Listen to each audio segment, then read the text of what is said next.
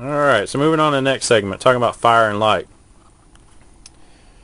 Fire would be is excellent to have in a survival situation. It can raise your morale, keep you warm, keep you from getting hypothermic, um, cook your food, provide some sort of signaling. So fire is very important. Always have ways to start fire. Some people say have at least 3 ways to start a fire. I can agree with that. I try to have at least 3 ways in all my kits. And let's go over some items here. You can have anything from just a Ferrocerium Rod. This is Light My Fire Steel. Works excellent. I have several of these, usually one in about all of my kits. Something a little bit smaller. It's another little, this is a magnesium block on here on the back, and a small little Ferrocerium Rod right here on the front. That's small, lightweight. You could put that in a smaller kit if you had like an Altoids 10 kit, which is actually where this one goes. In my Altoids 10 kit, I can put it in there. Or I also carry a lighter. These happen to be big lighters, but lighters come in all shapes, sorts, and sizes, and brands. There's a mini Bic and a regular Bic. I always have at least one type of a lighter with me also. So that's 2 items. The third item would be matches. I always have some matches. I generally carry a combination of like some of these waterproof type matches here. These are Coleman brand, but you can buy Strike Anywhere matches at the store and waterproof them by dipping them in paraffin wax or a candle that's been burning for a while. Dip them in there and waterproof them. This is just a book of matches out of an MRE. These are specifically made for damp conditions. However, they're not waterproof. And the other type of matches I use in all my kits, I always have at least 4 or 5 of these in there. And these are the stormproof matches or lifeboat matches. These burn for I think 15 seconds in heavy wind and everything. These things are awesome. And these particular ones are the REI stormproof matches. They are awesome. So there's 3 ways to start a fire. And you can store, these type of matches in any type of containers. Also, just to kind of keep them waterproof and dry. I generally put them in a small little Ziploc bag, as we've seen in the previous video for a container. I'll put them in a Ziploc bag. Make sure you have a striker with them. Or you can put them in these waterproof match cases.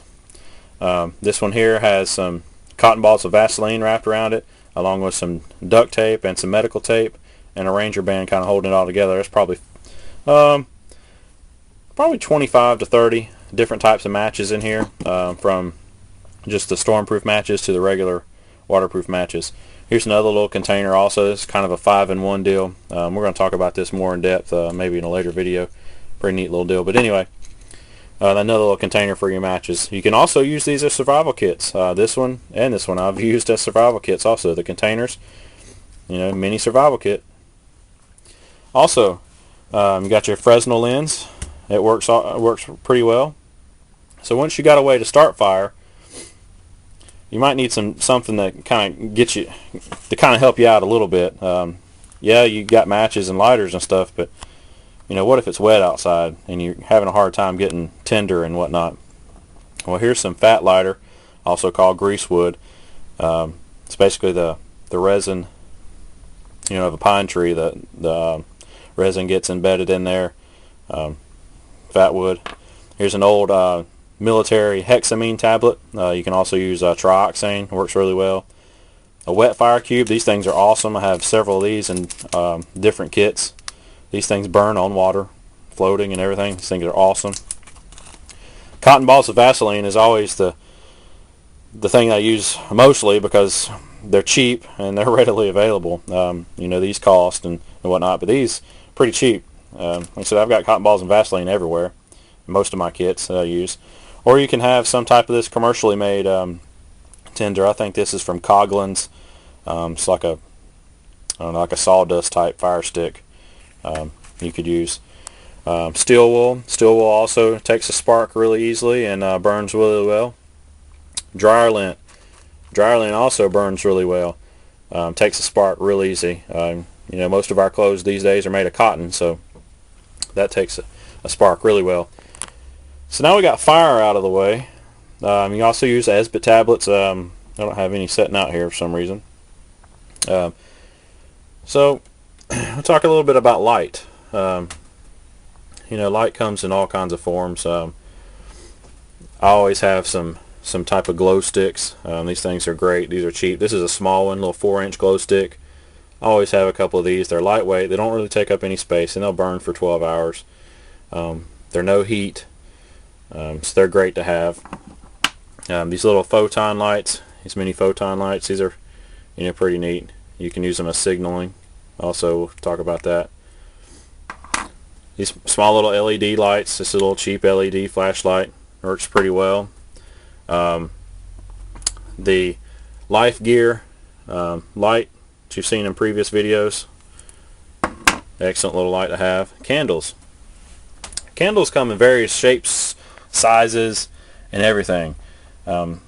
Personally, if you can afford the room to have a candle in there, I'd put a candle in there, because you can also, like this little tea light candle, if you had a little pot stand, it can cook you some water.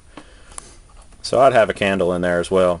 And there's headlamps. This is an old Petzl headlamp that I've had. This is my first headlamp I bought years ago. Still works alright, but it's kind of bulky and big. But there again, flashlights and stuff, they come in all different shapes, sorts, and sizes these days. Brightnesses, everything from just a cheap little, maybe something like this little $5, the little Life Gear light that, works, has different usages on it, to something like, a Phoenix type light, or a good stream light, something like that. So that takes care of the fire and light section. And we're going to move on.